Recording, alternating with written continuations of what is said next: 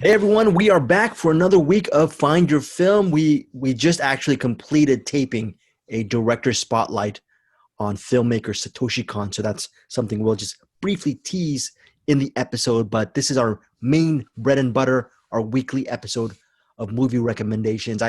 I'm assuming we recommend maybe 9 to 12 movies for you guys to watch. And yeah, it's really cool. I'm joined by Bruce Perky and Eric Holmes. Eric Holmes is Fury De Palma. Bruce Perky just waved. This is if you're watching our YouTube video of Find Your Film, which can be found on the YouTube channel Rustomire, Rustomire, of Bruce Perky. Bruce, how have you how long have you been doing that Rustomire YouTube channel? I know it's been up for several years, but you have actually been quite diligent about posting your movie reviews on that channel. I've been really hardcore about it about the last 6 months, and I've been doing it pretty regularly of some sort of content for the last couple of years. But I've had it on there since I want to say 2008, maybe. Yeah. Eric, did you know that Bruce has actually a viral video on his YouTube channel? It has several million views. Did you know that, Eric Holmes? I did not. Well, there you go. Which one was that? Which one was that, Bruce? When my now 15-year-old kid was really little, he used to like this show called The Wonder Pets. I don't know if you're familiar with The Wonder Pets. And there's a character on there that would always say, "This is serious." So I clipped together like 30 clips of it saying "This is serious" from different episodes and put it on there. It's like a 30-second clip, and it's been watched like 3 million times or something. Isn't that great? Yeah, not bad, right? Not bad. Not bad. And here I am putting content of actors and filmmakers, and I have like 900,000 views, and that is a minuscule amount to a string of sound clips. That is a credit to you and a discredit to the world we live in today. Exactly. You know, we're doing our weekly movie recommendations. We're going to have a bunch of stuff. I think, do any of you guys have some rewinds this week maybe as well?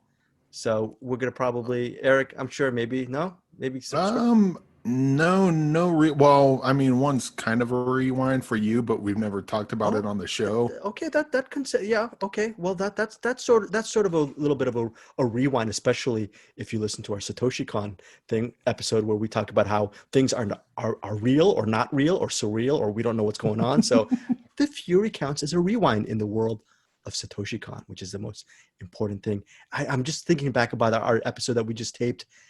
This is an addendum, and this won't make sense to any of you guys, but if you watch this movie from Satoshi Kon called Millennium Actress, and maybe this is definitely to you, Eric Holmes, great double feature for you. Watch Millennium Actress, the main actress, as Bruce Perky was saying, loosely inspired by the life of this actress named Setsuko Hara.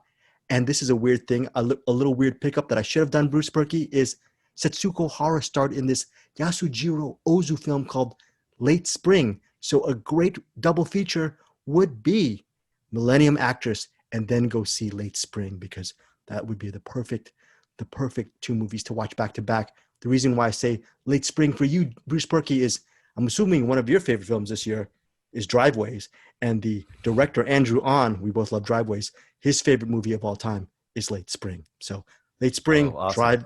Late Spring, Driveways, and especially Millennium Actress from Satoshi Kon. You guys probably don't know what we're talking about right now. Take a listen to our director's spotlight. Now, before we get into our movie recommendations, all three of us have seen one movie this year, and this year? Only one. No, Uncle Peckerhead. My bad. And by the way, I still haven't seen Uncle Peckerhead. I'm gonna do a rewind. I've said this the last 5 weeks. I'm gonna do a rewind of Uncle Peckerhead down the road. Can't wait to see that movie. Now, till then. We've seen this movie called Alone. The reason why I've been stumbling is I was trying to remember some of the iconic lines from the Heart song, because that's a great song. When you think of the name Alone, I'm thinking of the Heart song. Bruce Perky, in your Rustomire review, you thought Alone was not exactly the most perfect moniker to have for a film. Eric Holmes, what did you think of the movie title Alone? Do you think they could have spruced up the title, or were you fine with the title alone before we get into the movie? Well, as far as the name alone, yeah, there's at least two movies called Alone this year. Alone. Geez, that joke's never gonna get old. And it's just It's generic. if you're gonna title a movie, don't make it the title of like 14,000 other movies, because you type in Alone, first of all, you might not even get a movie. And it's way too generic, especially for, well, we'll get into it, but we'll get in way too generic given how much I actually dig this one. Well, I'm just going to start off with you, Eric Holmes, because you were the first person who actually gave us a little bit of an inkling of what Bruce and I, and obviously you, were going to think of this movie Alone. First of all, it's directed by this guy named John Hyams. Now, when I told you that, were you excited to actually watch Alone? Can you just tell our listeners why maybe John Hyams is a director you don't mind watching as far as his movies go? Yeah, well, I know him from he did one of the direct-to-DVD Universal Soldier movies. They got weird subtitles, and I can't remember them, so that's the exact opposite problem of Alone. But I watched his Universal Soldier movies around the time that Undisputed 2 and 3 came out with Scott Adkins, and Scott Adkins started doing a bunch of direct-to-DVD movies, and then Jean-Claude Van Damme was kind of getting a resurgence, and then he had this Universal Soldier movie came out, and it was really good. Like, as far as action movies go, you think, oh, direct-to-DVD, Universal Soldier, I haven't seen it in years, blah, blah, blah. And then I watched it, I'm like, oh, it's really good. And then he did another one. That one was good too. And so I mostly knew him from action, and this is not at all an action movie. But I figure if he can pull off action that well, I'd really like to see how he does horror. And as it turns out, he does it pretty well. Quick trivia question. Eric Holmes, Bruce Perky, John Hyams. Do you think he's the son of someone?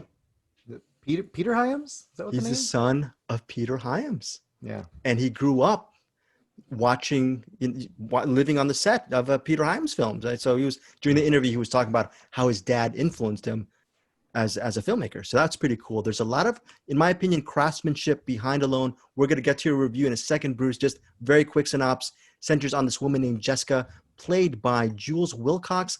I have never seen Jules Wilcox in anything. I might have seen her in a movie or two. She's a character actor. She's fantastic in this movie as this woman, recently widowed woman. She's traveling in the Pacific Northwest. She actually she cuts someone off on the road in this desolate highway, and it ends up biting her in the butt because this guy, he's played by Mark Menchaca. You might know him from his work on The Outsider and Ozark and a bunch of other films. He was in this other movie I really enjoyed called Every Time I Die. Very talented actor. He's just titled in this movie as Man. So Jessica has this run-in on the road with this man, and a part of the movie, like you were saying in your review, Bruce, is it's sort of a cat and mouse game between this man and woman until it doesn't become a cat and mouse game. It becomes sort of a kidnapping hostage thriller set in the Pacific Northwest. It seems like a very bare bones plot that maybe could be relegated to a television movie, Lifetime film. And that's not a pejorative. Those exist on their own, and that's fine and dandy as it is, some kind of crime film on television. But I thought the way that John Hyams lensed the film, shot the film, how he structured the movie in different chapters, the acting of Jules Wilcox and Mark Menchaca and this other person we'll mention as we go deeper into this review, Anthony Held from The Silence of the Lambs. I don't know. Yeah, it's Heald, great character actor. We all know him from Silence of the Lambs. He also has an appearance in this film, but ultimately, Alone is a very frightening two-hander. It's scary. I was on the edge of my seat. I love these type of movies where they're just really contained thrillers, but the fact that it's set in the Pacific Northwest, it's a great visual landscape as well. And Bruce, your overall thoughts on Alone when watching this sort of bare bones thriller? Yeah, pretty much along the lines of what you just said. I appreciated that it knew what it was, and it didn't try to pretend like it was a really original concept. Instead, it just tried to say, "Hey, you've seen movies kind of like this before, but I'm going to do it really well." And that's kind of what I felt was happening with this movie, you know. Um, and I wanted to point out that I feel like it really understands suspense. I think this movie relies greatly on suspense and not very much on surprise or shock. Um, Perfect example would be, and I think I mentioned this in my review, shortly after the kind of cat and mouse thing starts happening, where you know who the guy is, you've met him now, you know he's kind of creepy and he keeps kind of reappearing as she's traveling further on her trip in ways that make you think that, and make her think that it's not accidental that he keeps showing up. And eventually she's at a rest stop. And I think I'd mentioned also that it almost felt like the kind of thing you see in a Hitchcock or even De Palma. We mentioned De Palma again, where you kind of have these set pieces where you know the setting. She's at a rest stop. You see the various actors in the rest stop coming in and going out, and you're just waiting for something to happen. And then it does happen, and you're waiting to see how it plays out. And that's all an example of suspense where you know the stakes, you know all the actors in the scene. So what the suspense is like, what's going to happen, as opposed to she gets out of her car and he jumps out of the bushes, or you know what I mean? Like that would be the shock version of it. But this movie is all about suspense throughout. There's moments where it could have been a shock jump scare, but instead they play it for suspense. And I really appreciated that. Very cool. Eric Holmes, you were on board with John Hyams. Does he deliver? Does he deliver Yes. with this movie? Okay, yeah. Yes. So with the universal, with this action movies, they're really loud but well staged action. And with this, I wasn't quite sure what to expect, and I was surprised and happily surprised that this is a really quiet movie. Mhm. We've mentioned amongst ourselves that the first third of the movie is, I wouldn't say a remake of Duel, but it's definitely Duel inspired, Very where much so. it's all filmmaking. There's no, you hear the cars in the, the background and everything, but it's just all about the cars and the action and the movement, and that's what drives the story, and that's what tells the story. Even to the point where they get to the cabin, there's people talking on the phone, but there's not dialogue between there's not a lot of dialogue between people. You're just watching the action and the scene kind of play out. Just, I mean, that's about as pure filmmaking as you can get. Show don't tell, and that's exactly what this movie does. And I'm really surprised that a movie. I'm not so surprised that John Hyams did this, because I mean, I could, I know he's a good enough filmmaker that it makes sense that he would do this, but anyone else doing this movie, they would have a bunch of air quotes witty dialogue and banter, and a bunch of useless back and forth between people.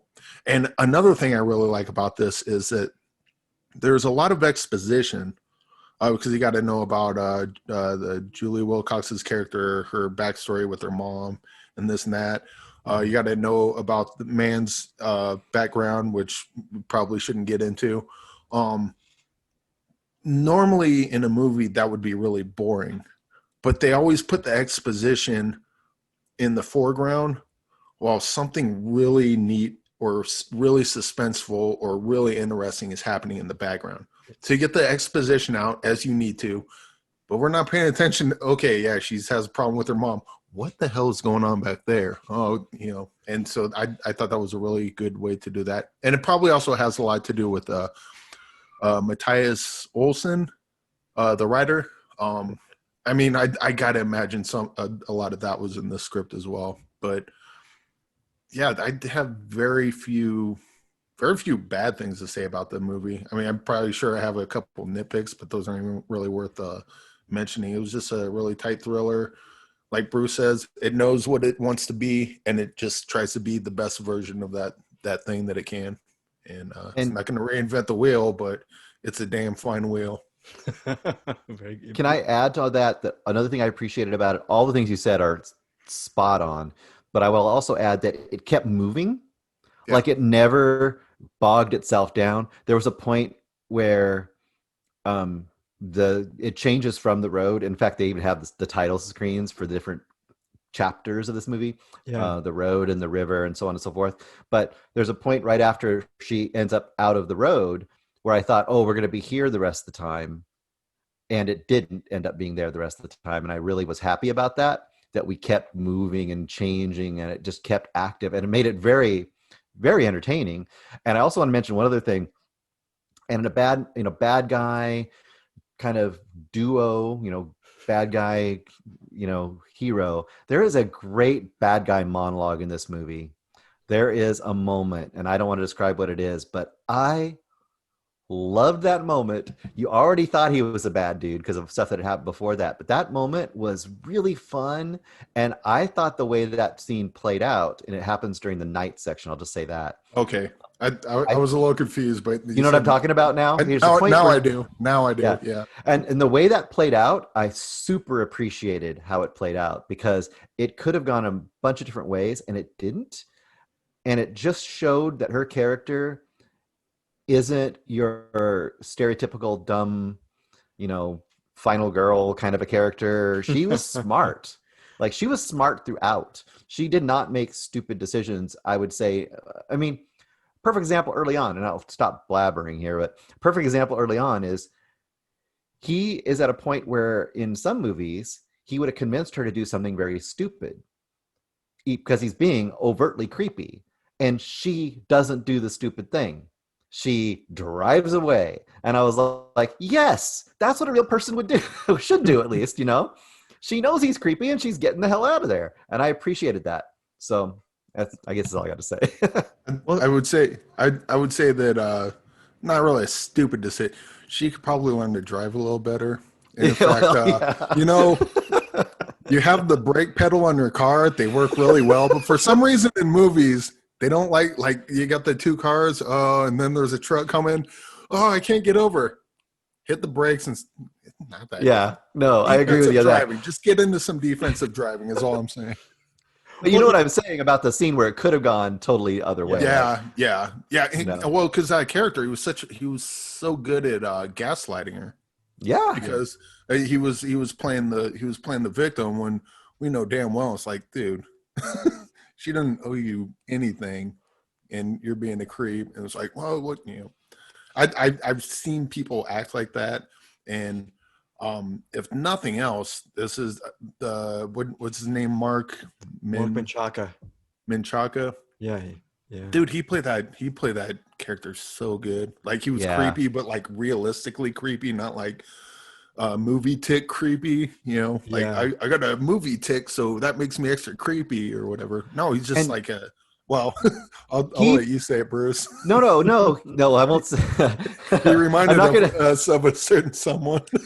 I'm not going to say it, actually. I'll let people decide for themselves, although it's obvious. I was going to say, because what he plays that's so awesome is he plays it as the stereotype where you always wonder, like, well, Hannibal Lecter, no one's going to look at Hannibal Lecter as your neighbor and know he's not a crazy person, like a weirdo. But this guy could be your neighbor and you would never suspect it. And you see that even in the way he's playing it out here. But because of the circumstances, he's to be worried about. But that's the key of it. He plays it like an average person would see him and go, oh, he's an average person. So I think that was awesome. It was good. Yeah. Did you know, Bruce and I knew this, Eric, so Jules Wilcox, she broke her foot during the movie. And the movie shot in sequence. Most movies are not shot in sequence, number one. Number two, during production, she broke her foot to the point where they were considering scrapping the project. So she broke her foot and they wrote it into, so without giving too much away. As soon as you said she broke her foot, I'm like, those sons of bitches. I know exactly what they did.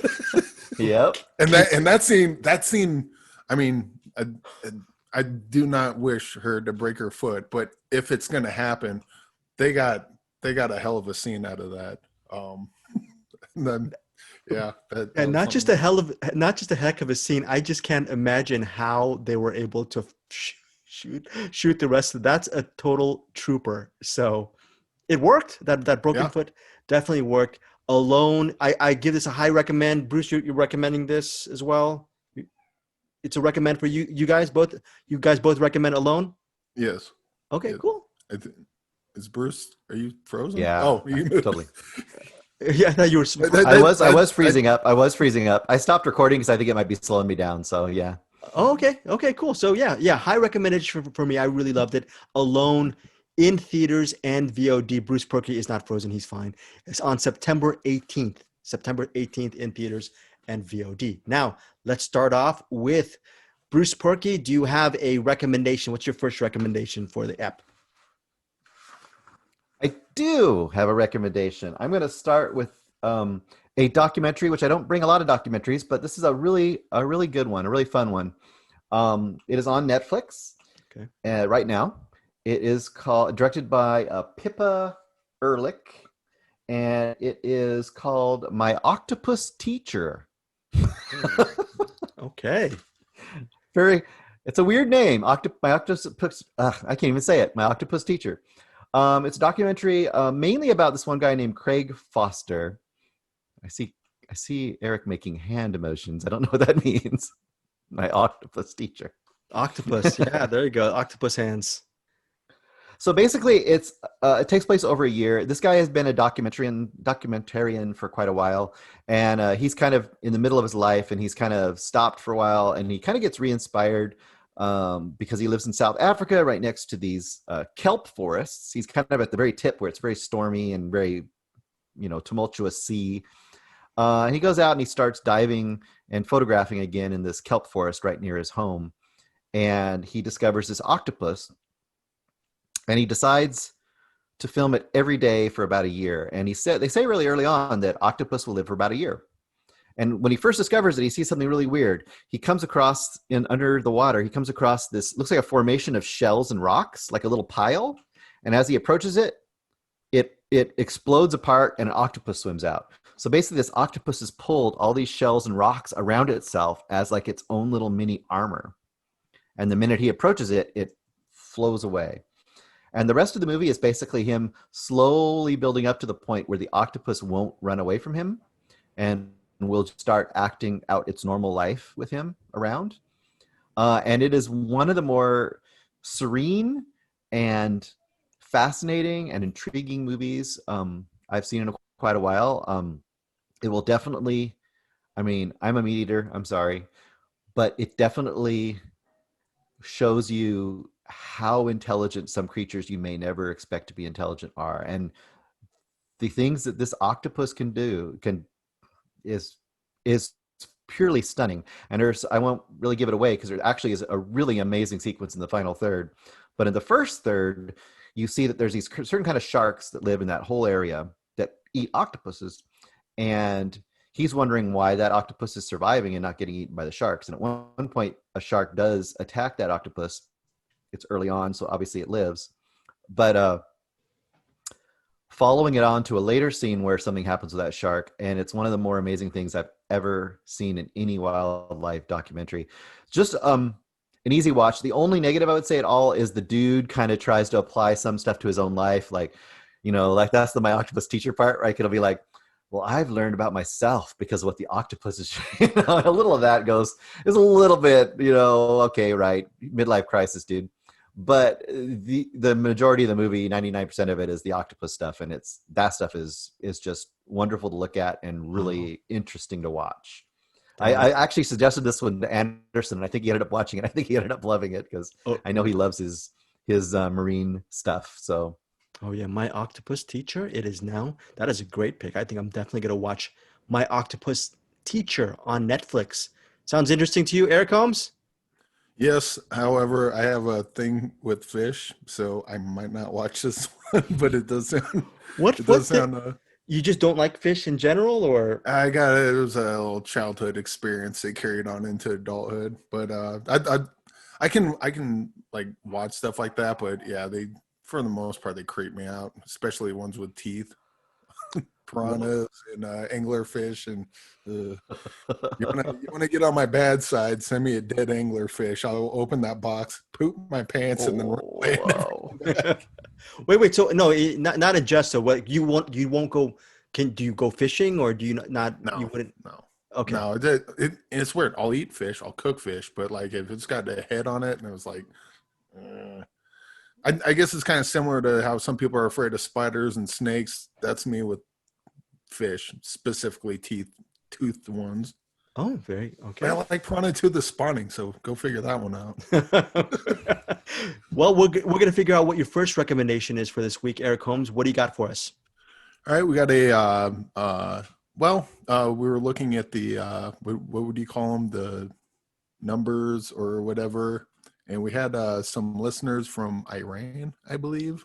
Yeah, yeah, Iran, yeah. So if you're listening, and you're the one of the couple listeners from Iran, this one is for you, and I hope you like it because I sure did. It's a 1997 movie directed by Abbas Kiarostami, and already they turned it off because butchering this name.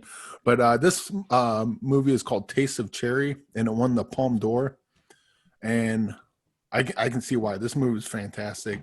And it's hard because there's not much I can explain about this, because this is minimalism defined. It's a guy driving around. He wants to kill himself. He's dug his grave, and he goes around trying to get people. What he wants is he wants to take sleeping pills, fall asleep in the grave, and have someone come by in the morning. And if he's alive, help him out of the grave. And if he's dead, they just want him to put like 20 spadefuls of dirt on him, as a proper burial. And so he's going around trying to recruit someone. He's like, "Hey, you look for a job? Yeah, I got a job for you." And we're like, "What is it?" And it's like, "All you gotta do is dig dirt." Seems easy enough, but what's the job? Like, what are we digging for? And it's like, "Oh, we'll get to that." And eventually he explains to him that I decided I want to kill myself, and I'm going to do it tonight. And I need someone to, that same thing I just mentioned. If I'm alive, call my name twice. If I answer, pull me out. If I don't, just pour dirt on me. And so he pretty much everyone he comes into contact with is denying him. It's like, dude, don't. I'm not gonna help you kill yourself. And they do it for. He runs into like 3 or 4 different people, and each one has their own different reason why they're not going to help him with this. They don't have to help him kill himself. All they have to do is show up, pour dirt, and leave. And so it's a really it's a really good movie. Kind of even though the character is like clearly suicidal, the conversations he has with the people on the way to the gravesite where he wants to show them where to meet up in the morning, you get a bunch of different takes on depression and suicide and what life means to people. And this is really, as simple as it is, it's really beautiful movie. Really, it's about an hour and a half long. And I found out when I found out it won the Palme d'Or, I'm like, yeah, makes sense. This movie's completely worthy of that. Not much more to say other than that, because you want to talk about a tight movie, there's not much story to it other than that. Does it try to pull on your heartstrings, or does it go the realistic route where No, it's just matter of fact. This is what I want to do. And then the people are like one kid, he's like, I don't want to do it. It's like, what? You're a soldier. You're in the war. You kill people. I'm not even asking you to kill me. I'm just asking you to dig. And he's like, I don't know. I just don't feel right about it. Someone else, he's a religious man, I don't know what you would call a preacher there, but he's essentially a preacher, and he has religious, the Quran teaches this, and this, and tell you the truth, I don't want to go to hell for this, so sorry, I can't help you. Someone, and so there are a bunch of different reasons why they don't want to help them, but they're all, it's not showy or sentimental. It's just as if you're watching a documentary. It's realistic reason, realistic conversations about why you would or would not want to do this. It's very good. Did you say what year it was? 1997. Well, that's what year the movie came out, so it probably won the Palme d'Or in '98, maybe. I'm not Mm. sure how that works. Well, good job on Eric Holmes, listeners. He just because of I told him 1 week we're getting listeners from Iran, and he decided with Taste of Cherry. By the way, in future episodes, Eric Holmes, just remember we just hit Brazil. We got several listeners over in Brazil, Greece, Italy, the I'm fine with that. Philippines, Germany. So we're in Canada. We even got Canada, and mainly the States. But so we're going worldwide, Eric Oh, Holmes. we got listeners in the States. Yeah. You should mention that. I got a couple U.S. releases we'll talk about later in this episode too. Well, we definitely got to get on that Brazil trend because we got some people listening to us on Brazil. But first and foremost, Taste of Cherry, like Eric Holmes was saying, 1997, available for streaming on HBO Max and the Criterion Channel. So if you want to check those out, check out Taste of Cherry on those two streaming platforms. Bruce Porky, what do you got for us now? All right, I am going to go. Both of my next ones are a little bit older movies. This one's from 1992. It is on Netflix. And this is in honor of Mr. Greg's recent birthday, 35th birthday, I 30, think. 35th, 30. Yeah. Yes. One more year before I turned 50. So 49. Yeah. I wish it was. Oh, So thank you. I decided it was time to go back because I could barely remember this movie. I know I'd seen it Oh, in the don't past. do. But I decided Come to go back on. and watch Raising Cain from 1992 by Wow. Brian De Palma. Yeah. Okay, now listeners, here's the thing. I always tell people my favorite Brian De Palma film is Raising Cain. The caveat is it's obviously not his best movie. Before Bruce, you launch into your review. The reason why it's my favorite Brian De Palma film is because Brian De Palma is left. This is the movie that feels to me like, Brian De Palma, he wrote the screenplay, I believe, and he just runs riot. It Yeah. was great to see him run riot in this movie. It's not perfect, but it's pure De Palma. That's what I'm going to start with first. And I would say when I saw it, I don't think I was prepared to see it. I don't remember it that much from seeing it, but this is a good movie to go into, like you said, with exactly that attitude. Go into it thinking, this is De Palma. He's made some classic movies at this point. He's just going to go, I'm going to make the most Brian De Palma movie I've ever made in the thriller element. Like he hasn't made one like this since, Sisters or Blowout or some of those Body Double. I mean, this is going to be in that era of Brian De Palma if you want to kind of have your idea behind that. So, but like you said, he really lets it fly, and he wants to in this movie. And I gotta say, I love this movie. I had so much fun watching this movie. First of all, it is a John Lithgow. I mean, if you talk about someone eating the scenery or chewing the scenery up, he chews it, spits it out, chews it again, times 5. He plays 5 characters in this movie, and he is having a blast. And this is not subtlety. Nothing in this movie is subtle. It isn't though, right? It isn't. It's not subtle.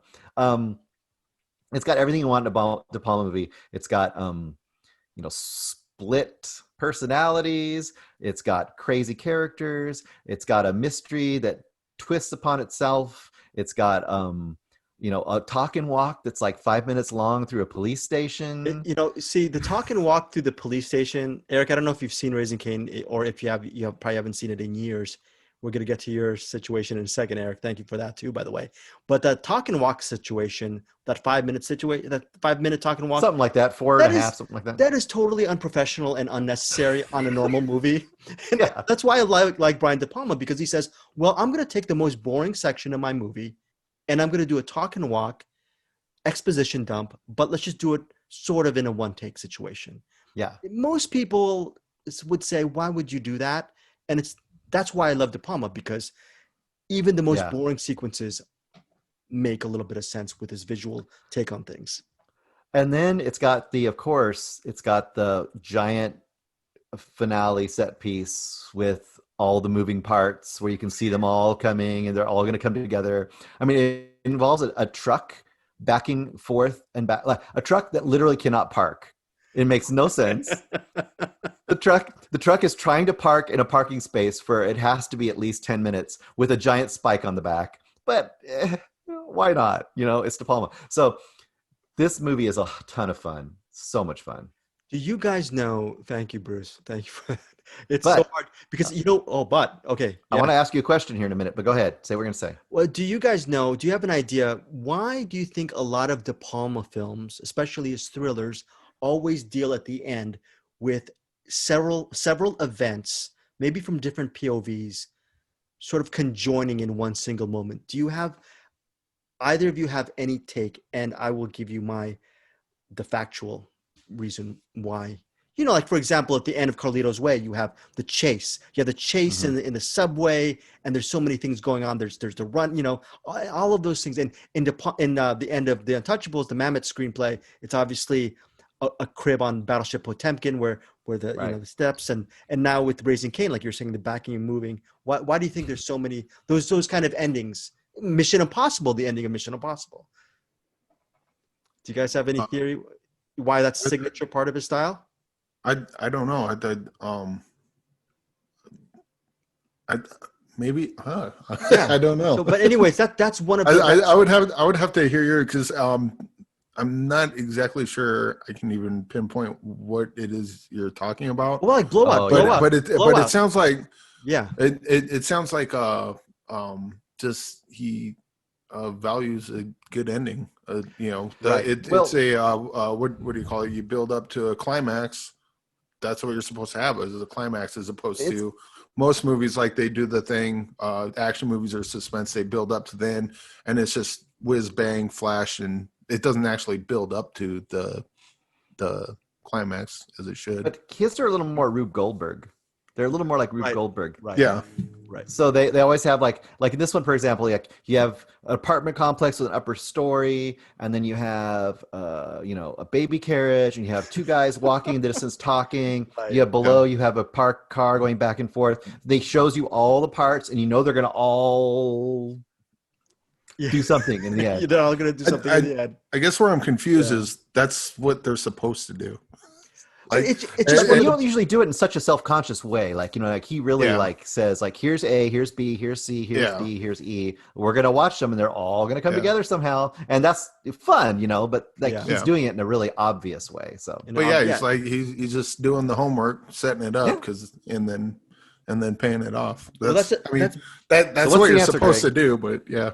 Yeah, that's a visual. Like even the end of John Lithgow. You're talking about John Lithgow. At the end of Blowout is Travolta's trying to get to that sequence before a certain person he really cares about dies. Okay, whether or not she dies is we're not going to spoil it. John Lithgow is the bad person, but there's so many different elements. There's the audio element. There's the chase sequence in the car. There's Nancy Allen trying to avoid John Lithgow. So there's 3 different events actually converging for that one moment, like Raising Cain, like Snake Eyes. I'm not going to make this a film class, but ever since he was a kid, and when he was a youth in the 60s learning how to make films, the assassination of John F. Kennedy played a very vital part in his storytelling. Oh, I could see that. And he always likes to say, one of his main mantras is this is with film, right? He goes, the camera lies 24 frames per second. So a lot of his theory is what you see in this camera, it's supposed to be telling you the truth. But guess what? I'm not really telling you the truth. Possibly it's up to you to figure out what the truth is. And by doing that is he tries to trick you with so many different things. And you as a viewer, he tries to give you as much information as possible. Just like the JFK assassination, you don't know what is the truth, what's wrong, what's right, but you are presented with a lot of facts visually. And Eric, you were going to say. Congratulations, Greg. You just De Palma'd this review brilliantly. so as soon as he said JFK, I'm like, motherfucker. It makes sense now. Yeah, I have go ahead. One Sid. final question to you, Greg. So have you seen the director's cut of this? You know what, to be honest, I don't know. I only have the DVD version, so I Do haven't. you know about the director's cut? I don't even know about the director's cut now. So I didn't watch the director's cut. This is just the version that you see all the time. I guess recently they re-released it, and there's a director's cut. And Oh, shoot. the story behind it is a fan, after hearing all these interviews and stuff with De Palma, had heard that he wasn't really happy with some of the ways that some of the events in the first half of the movie were ordered. He really wished they had been a different way. And the fan went through and recut the movie based on that. Oh, amazing! And Oh, wow. and De Palma liked it so much that he officially made it the director's cut. So now I think it's on Shout Factory or one of these things. You can get the regular, theatrical cut, and you can get the director's cut, which is now officially titled the director's cut based on a fan cut. So I thought you might, if you didn't know that, you might want to know that. So, listeners, if you listen, youngsters or just filmmakers of any age, if you're still into mystery thrillers, watch De Palma films, Alfred Hitchcock films. We talked about Mario Bava and Dario Argento. I'm just waiting for the next generation of directors to just. I want to see that filmmaker, whether it's a dude or a girl, just soaked up in that kind of genre. And I can't wait to see another director come up and make these type of movies. I don't see these type of movies that much anymore. So that's why I love De Palma, and now recently Bava and Argento. But great job. Thank you, Bruce Perky, for raising Cain. There's so many things. When I used to do press junkets in the 90s, I'm not going to talk. Whenever I'd get bored, I would actually write essays when I'm interviewing people on a round table. And there's a celebrity or director. There were times when I would actually write essays about Brian De Palma, and my favorite, like one of my favorite essays was my favorite Brian De Palma train sequences. So then I'd list like Carlito's Way, this scenario, or the opening shot of Snake Eyes, or why Bonfire of the Vanities is such an ignored film. But I'm a huge De Palma guy, and I guess this is a birthday treat as well, because Eric Holmes, you are named Fury De Palma. And before you talk about your next recommendation, I want to apologize to you, Eric Holmes, because I gave you this movie knowing that this is not even close to being his strongest film. This is just a movie that is sort of a stepchild. When people say Brian De Palma, they go Carrie, and then they go into Dress to Kill and Body Double. The Fury is like this kid that no one knows this father or mother had. So that's why I wanted you. Can you just talk about your next choice, Eric? Yes, I can. Happy Fury to you. Happy Fury to you. Got some De Palma, Forces of Ozzy. Happy Fury to you. Thank you so much. This is a great episode for my birthday. Thank you guys so much. Great turning 35 and 49 all over again. But so yeah. What do you think? 1917. So, yeah. If this is low tier De Palma, okay. First of all, can we talk about? Well, maybe we should get into it later. But I don't understand why. I know that Brian De Palma gets a bad rap, and I've always grown up knowing when I knew who Brian De Palma is. I always just thought he was a great filmmaker, and then I saw his movies. I'm like, yeah, these are real good. And then probably a couple of years ago, I started hearing like, oh, he's not all that. He's kind of I started hearing this bad stuff about him. Yeah, and I don't get it. I fucking love his movies. Probably not as much as you do, but this is another good one. It's well, first of all, Kirk Douglas. I'm gonna find the bad movie he's in if it kills me, because everything I see with Kirk Douglas in has been either really good to effing amazing. And this is probably close to effing amazing. Probably not as good as Paths of Glory or Ace in the Hole, but this one was really good. Or like you said, Only the Brave. I saw on our Cinematics Facebook. Yeah. Bruce Perky, Eric Holmes was extolling the virtues of this film. I haven't seen yet, called Only the Brave. So yeah, this one's it's got two converging storyline, two different storylines that finally converge together. And Kirk Douglas and his son and one of his buddies are in the Middle East somewhere, Afghanistan, I think. And they're on one of the beaches, and then a boat comes rolling in, and a bunch of freedom fighters or whoever they are jump out and just start shooting people. Other people are shooting, and a kid and the buddy run away, and Kirk Douglas is over here, and the son's like trying to oh, got to get his dad. No, you got to stay back. And then it looks like Kirk Douglas is dead because he finally gets in the boat, drives off as they're shooting at him, and then the boat blows up. Which, now that I think of it, was that okay? I don't know what I can spoil on this. I just now I'm like, wait, boats don't blow up when you shoot them. Did someone else do that? Mm. Do you know what I'm trying to step in here? Yeah, no, I think there, I think you can step into it if you want. There's not Okay, really, so his son, you don't find this out till about halfway through. But his son has psychic powers, and later on we meet another girl who also has psychic powers, and so there's this intrigue between the kids with these psychic powers and this government black ops agent that no one knows even exists. And then Kirk Douglas seems like he's in the middle of it, but it's actually his son and the other girl. So what I was thinking was, when the thing blew up and his son's reaching out, did his son accidentally blow up the boat? if I recall, I don't think so, but I have to really rewatch It again. didn't play that way, but as Yeah. I was describing, I'm like, no, that very well could have been the thing where the son but yeah, this movie's fantastic. Kirk Douglas is basically just on the lam, trying to find his son. His son thinks his dad's dead, and his son's also, we talked about being gaslit earlier. His son's being gaslit and drugged, and his psychic abilities don't match his physical abilities, so he gets really frustrated. And when someone with his psychic powers get frustrated, people get hurt. And this movie got really sad, at least for me, towards the end. Spoilers, when Kirk Douglas finally meets his son, he's like, my God, what did they do to you? And I like, that's such a cliche line, but I felt it when that happened. Yeah, this movie has a lot of really cool stuff going for it, and I would absolutely recommend this. And I'm glad you recommended it to me, and I'm glad I got to watch it for your birthday.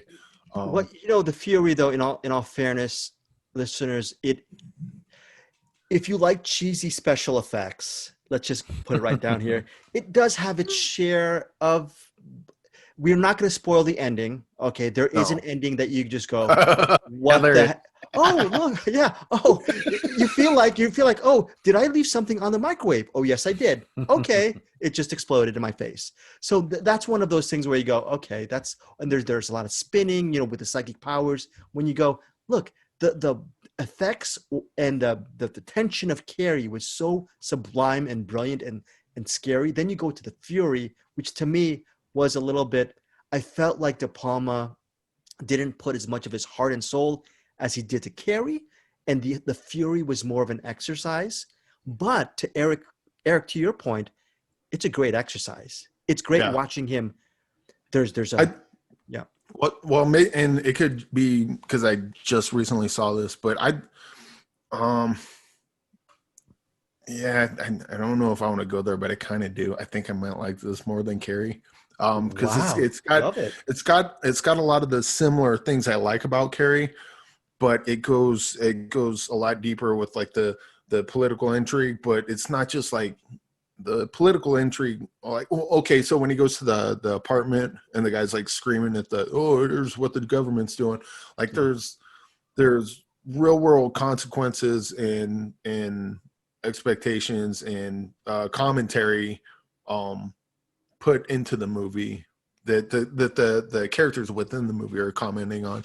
And so it's not just, okay, bad guys, good guys, and I'm confused about everything else, but that makes sense. Like I understand the character motivations. I can understand like why even smaller characters in this do what they do. Well, again, with the apartment, the old lady, when they tied the two people up, and she was you got that she got the house for Kirk Douglas a little bit. That was pretty cute. But yeah, I don't know. There's just a bunch of really good stuff going for this. There's also with the De Palma film, with I think every De Palma film, there is usually some really good set pieces visual set pieces in Mhm. this movie. There is this one sequence, Eric, you know this movie better than me now because you've seen it. It's fresh for you. I saw it once, but You yeah, it's saw it once, fresh. but you saw it recently.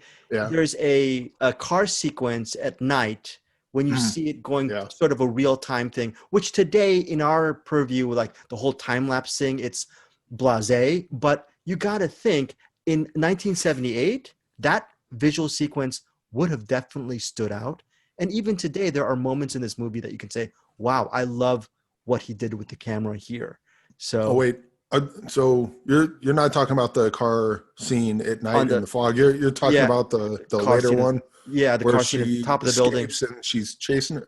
The car Oh scene at the top of the building, and you see that it's like a sort of a just a it's just like a insignificant moment, and you just see the time go by, go yeah, by. yeah. Oh man, they did that so much. Oh, so okay, I know what you're talking about now. I thought you were talking about like the one or two different action scenes, but you're talking about the part where the car just the camera just stays on, the car goes there and it parks, Yeah, yep. and then all of a sudden it's daytime. And then all of a And sudden, yeah, it's just a little tiny shot, but yeah, that was really good. And then when who's the actress? Carrie Snodgrass, she's running. There's that the Yeah. running sequence. Well, Amy no, Irving. when she's using her psychic powers, when she's trying to find Kirk Douglas's son, or she's starting to figure out that he exists, Yeah, and she wakes up in the middle of the night, and she goes over and she puts her hand over by the light switch, and then all of a sudden it's daytime, and someone's just standing there. Like they do all those shots of wow. her walking through the night, and then all of a sudden she freezes, and then it's like daytime, and then there's like people in the shot. Those shots are really cool too. He does use a lot of split screen in this, if I recall. He does the split screening The stuff. split diopter thing. Yeah, split Yeah, there's diopter. like about 20 of them, but I don't know. He makes them work. You He know, loves split diopter though. split That's diopters. his. You know, Yeah, he loves that thing. one of my good friends during an interview with De Palma, we were sitting down with De Palma with other interviewers, and my buddy, he's just like us. He's a huge cinephile. He goes, Brian, just wondering, why do you always use split diopters in your films? And he says to my buddy, he goes, that's the way you're supposed to see a real. When you look at a person, is the person behind him out of focus? No, everything's in focus. Just everything's in focus. That's the way the real life is. Okay, so we're gonna close on the Fury. Bruce, do you have anything to say about? Oh, well, another shot that I loved in this. It was another with the psychic. I keep forgetting names, but okay. So she's going Amy Irving, psychic, yeah. and it's her when she's holding Charles Durning's hand, and we haven't talked about Charles Durning. He's great in this too. But she's holding his hand, and his hand's bleeding, and she's seeing him chase Kirk Douglas's son. But she's in the foreground, so the camera's kind of moving around, and then she's like kind of turning around, like doing this weird, like kind of almost like a dance, and it's almost like the camera's dancing as well, and she's clearly standing in front of a rear projection or front projection, but she never gets like she never gets in the way of the action. And like when she dances, or goes down, the action's happening above her and then to the side. And that's probably one of the best choreographed kind of, cool. I don't know what you would call that. It was such a oddball scene, but it was so well choreographed. I saw that and I was like, I don't even know I have no idea how he pulled that off, but that was a cool scene. I'm glad you really like the Fury. The biggest listeners, if you haven't seen the Fury, little spoiler here, the big misdirection is Kirk Douglas and I guess Andrew Stevens plays his son. You think those guys, and John Cassavetes is that sort of authoritarian figure, right? You think these guys would be the main Plays guys. a good asshole too. He's a good actor. You think, for me, I've seen this movie a couple of times, the big misdirection was Amy Irving was the one who stole the show for me. You were just talking about the choreographed scene. It's actually the big misdirection is the Fury is not about a father. It's about a father and his love for his son, no matter what. But it's also about the coming of age, coming to power of this young woman played by Amy Irving, which I thought was really cool. And the other actors like Carrie Snodgrass and Charles Durning, they're all very good in the Fury. Bruce Perky. You haven't seen the Fury in years, but what did you think of Eric Holmes? What do you think of Eric Holmes? Just he always surprises us, and he says he thinks he likes it. He likes it better than Carrie. That's pretty cool, right? I mean, I could see that being possible. I mean, because Carrie has some great stuff, but it also some stuff doesn't age as well, and it's usually most of the character stuff. The shots age really well. I haven't seen The Fury since probably the year it came out. So Wow, 40 years, it's 42 years ago. yeah, it's been a while. So I remember a few big bang moments of that movie that stuck in my head, but I don't remember the details at all. All right, guys. You know what? During our Satoshi Kon episode that we just taped, we're having a doubleheader night, pretty big night. Thank you guys for staying up late. You guys, it's very late. I just wanted to say, on that episode, I did not know what director I'm going to pick. In 2 weeks, I just might as well just bite the bullet. We're going to do a Brian De Palma in 2 weeks.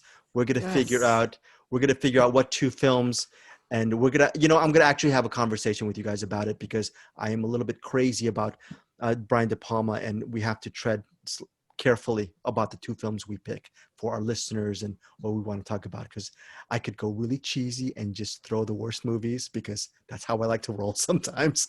But we'll figure out something.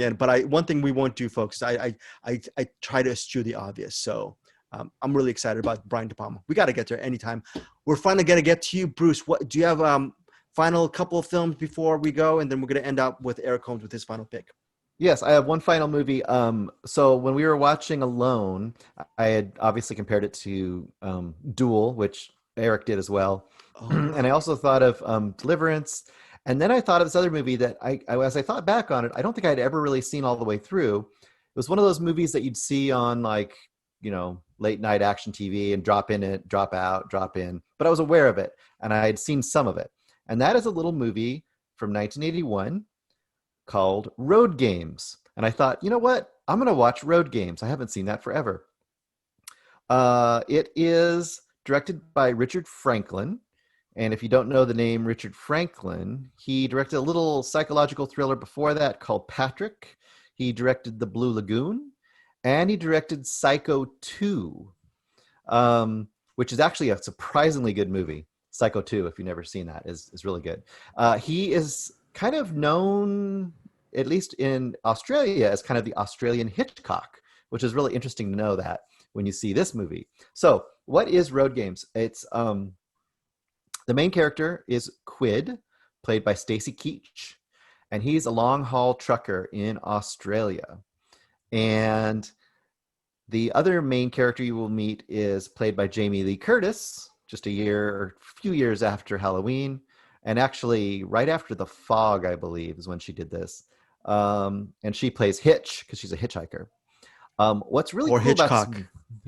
or Hitchcock. That's what it is. It's on purpose. So this movie, and we talked about suspense earlier, so obviously that's a thing. So a lot of people have compared this to is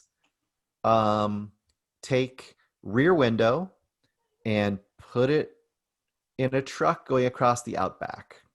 And that's kind of how this movie rolls. It's a really fun movie. So here's the idea. First of all, Stacy Keach is awesome in this movie, probably better than I think in just about anything I've seen him in. He just steals the show. And he's kind of like your crazy, like a little bit philosophical, a little bit jokey. He's, riding cross country with his dingo. He has a dingo in his truck, which is awesome. And as he's driving along, for like probably the first 15 or 20 minutes of the movie, you're just seeing all the different cars going by, right? And this is the Rear Window aspect, because you're going to keep seeing these characters. There's a guy hauling a boat. There's another couple who are arguing in their car. There's a guy riding a motorcycle who's sneezing in his helmet. He gives them all, he's talking. He's doing this monologue as he's driving along. He's giving them all nicknames, and he's kind of creating stories for each of them as he goes. And that's all the characters in Rear Window that are across the way in the apartment building, basically. Yeah. But at the beginning of the movie, he's sitting waiting to start. He's got a refrigerated trailer. And we know, because we've seen a murder happen. We've seen the very beginning as a murder. And he's sitting outside this hotel. He's been sleeping over that all night in his truck. And he sees the hotel windows gapped. And you see him looking up. And why is the guy looking out the hotel window? And you see garbage bags down on the ground. And the garbage men are coming to pick it up. And this is kind of your Hitchcock thing, right? You're seeing all the things. And you see him like, why is this guy looking out the window? So the other person that's on the road is the possible killer in this green van. And all of these characters are interacting as they go across the outback from one side of Australia to the other side of Australia. And it's just one of those things that one of those movies you just don't really see like this anymore. And it's just fun, great characters. And it's probably a good 40 minutes before he even picks up Jamie Lee Curtis. And it's great before then. And when she gets added into the mix, it's even better. And every time they come to another stop, either like come to a rest stop, or they come to a little cafe, every time they come to one of those places, all these characters interact again. It's a ton of fun. And the only thing that mars it a little bit is there's a little bit of a final ending shot that was kind of tacked on, and the director didn't like it, which is kind of cheesy, but it's kind of like you can just ignore it because it's at literally the very, very, very end of the credits. So it's Road Games 1981, Jamie Lee Curtis and Stacy Keach, available for rent on Amazon, Fandango Now, Vudu, Apple TV. Eric Holmes, have you seen Road Games? I have not, but you mentioned Blue Lagoon. That was the first movie I remember that made me cry, because I thought that I never got to the end where the berries made him go to sleep. I thought the baby was dead. Oh, So no. watching this, and the baby dies, and then they eat the berries and they die. I'm like, ah! just start crying. And so that alone, once you said Blue Lagoon, I'm like, I got to watch all those movies. I just have to. I guarantee that this is a movie that for sure Eric would love. I think Greg would love this too. I just feel like this is one of those movies that's just like a hidden lost gem. A perfect example, I'll give you one little shot. It doesn't tell you anything about the plot of the movie. This is the shot that the director wanted, and the studio wanted him to take it out, but he kept it in. And I noticed the shot when I was watching the movie. There's a point partway through the movie where he's trying to call the authorities and say, there's this guy in this van, I think he's the killer you guys are looking for, blah, blah, blah, right? And it's this awesome moment where he's just in this weird little diner kind of truck stop spot, and the camera just goes 360. And you can tell it's some real location. And it goes 360 all the way around while he's just arguing the whole time with the cops and tell them like that they think that this guy is the guy who's the killer. The whole time they can't hear him because maybe it's his American accent, but also there's like a pinball machine going the whole time. There's all the locals there. They're all watching him because he's yelling louder and louder. And it just goes and just shows you this real location, 360 degree. And it's just moments like that in this movie that are just super awesome and just have the flavor and the charm of that era and a place. And you never really see this. It's not really a slasher movie, really. It's more almost a road movie than a slasher movie. But the characters are awesome. The location is awesome. Fun throughout. Surprise! I saw Road Games and I loved it. I loved Road Games. I have been listening to your review, Bruce. Here's the thing that I really loved about it. Everything that you've said, the last 15 to 20 minutes, without giving too much away, is some of the most tense moments you will ever see in cinema.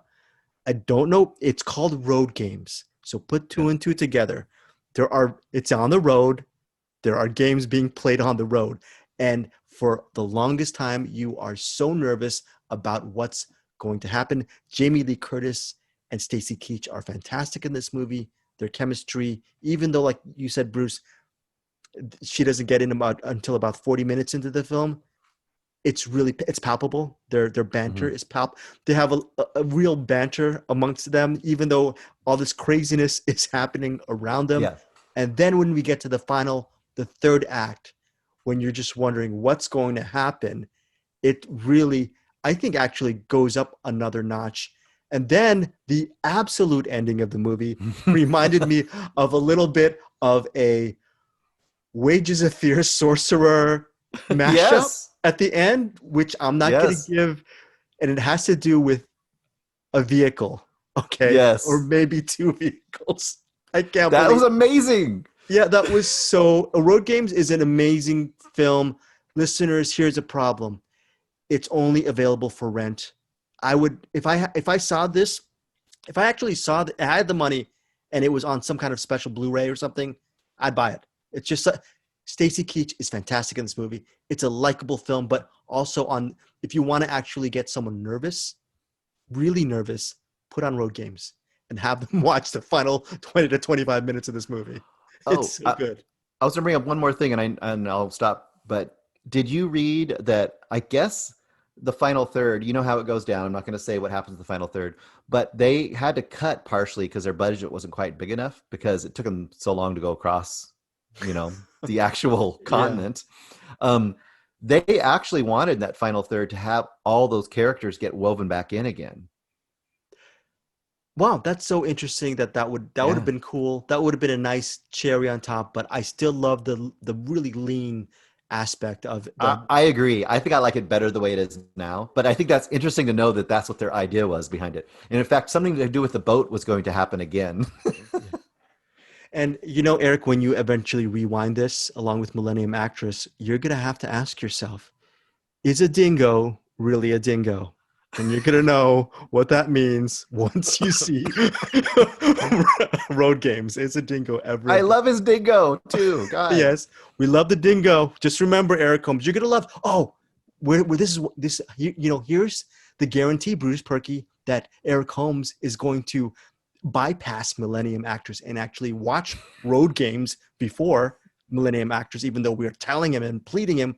Do you know why you're going to see Road Games as soon as we're done with this taping of this podcast, Eric Holmes? You know why? There's a gremlin in it. Close.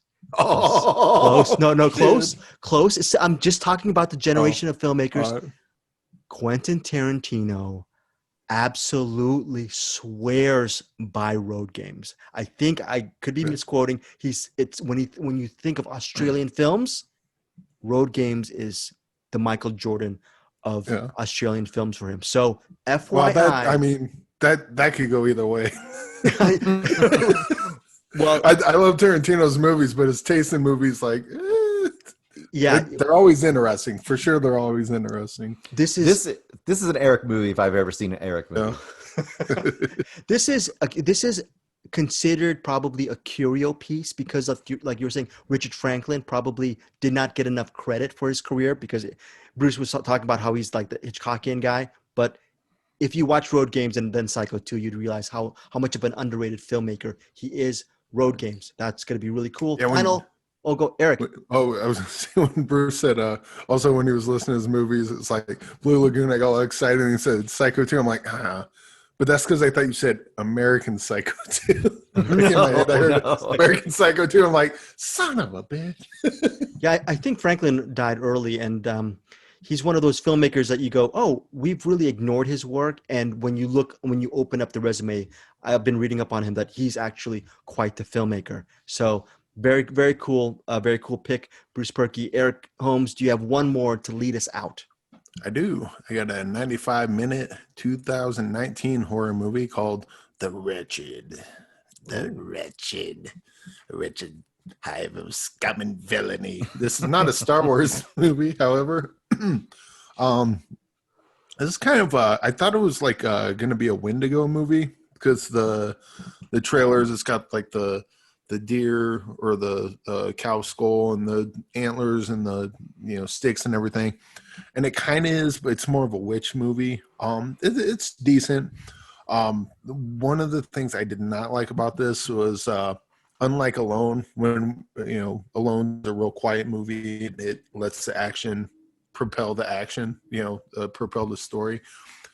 This one has a lot of the way too clever for its own good dialogues, the characters, being a little so you got like these really dark, creepy things happening, and then they cut to teenagers being teenagers, which makes sense for the characters, but like when he walks up to some 10-year-old kid and the 10-year-old kid sounds just like the teenagers who sounds exactly like the adults who sound exactly like everyone else. It's like, okay, that's let's pump the brakes on that a bit. But that like out of Kevin the way, Smith movie.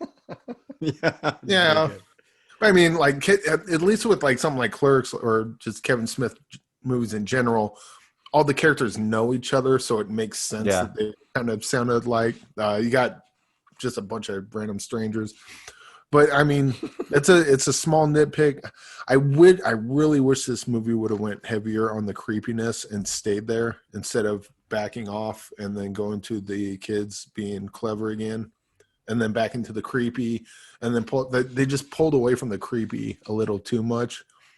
But it's not bad. This would be like this would probably be like a, there's people that like horror movies, like, oh, let's watch a scary movie for Halloween. And, that's about the only time they watch scary movies. This is a perfect movie for them. They would put this movie on, and this would be like their favorite scary movie of like the last however. Dude, have you seen Wretched? Oh, Wretched is so scary and blah blah blah. And I saw it. Me and my husband watch it. We found it on Amazon. We watched Wretched. Oh, dude, Bruce, Greg, you guys like movies. Bruce, I know you like horror movies. You will love Wretched. This is one of the best horror movies I've ever seen. Those kind of people, this is their movie. Like this, like bullseye. Nailed the bullseye on this one. For the rest of us, it's not bad. It's not bad. It's not great. What's the didn't hate wasn't great. I think they say on Film Junk podcast. But yeah, it's a light recommend. But if you know the people I'm talking about, the people that I described, those are the people that are going to get the most out of this movie. Okay, The Wretched now streaming. I see here on Just Watch. It's streaming if you are a subscriber to Hulu. So that's interesting. The Wretched came out this year.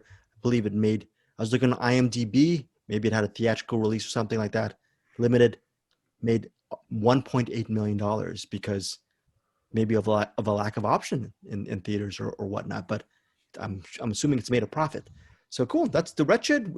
This was sort of a quasi Brian De Palma episode. That was really cool. I did not. That was thank you, Bruce and Eric, for throwing that down with Brian De Palma. Anything, Bruce? Before we go, any final thoughts before we're out of here? No, just check out our SatoshiCon episode and check out Rusto Meyer, Rustomire. Yeah, check out Rusto Meyer. Eric Holmes, you got something else to plug? Anything you got? I want to plug your thing. You did an interview with someone who knows a little something about Alice Guy Blaché. Right. And she kept me honest on a couple things. So go check that out. I do stand by my thoughts on Thomas Edison, but everything else where she was right, and that was. I think I got blamed on Thomas Edison, though. I think she said I said that. She did, but listeners, I'm gonna post that. We know what she meant. We know what she meant. I'm gonna post that up on our podcast. My full 35-minute interview with Pamela B. Green for Be Natural: The Untold Story of Alice Guy Blaché. What they're mentioning is she actually tagged Bruce Perky for an inaccuracy that he did not do, and me being the coward and lack of backing people up, I made sure not to correct her remark. Yeah. I let Bruce suffer that indignity.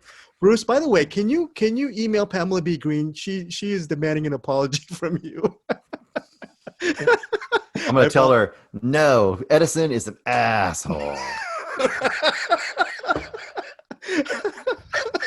That is so awesome. By the way, last to your point, Eric Holmes, I have been collecting favorite movies and archival stuff. That website is gonna do something. I gotta start working on that because that is a part of we're creating so much content for you guys, and we want to actually have a home where you can check into movies and have it updated on a regular basis. I know it sounds very weird and obscure right now, but pretty soon we're going to be housed on findyourscene.com. I'm going to make it all streamlined. Not someday, very, very soon. But that said, Eric Holmes, anything else you want to say? Yeah, one last thing about Pamela Green. You did the Lord's work, and you brought a wonderful woman into our purview, and I thank you for that. And again, that interview Greg did with you was fantastic. Greg, great interview. Go check it out. Thank you, sir. All right, guys, we will catch you next week.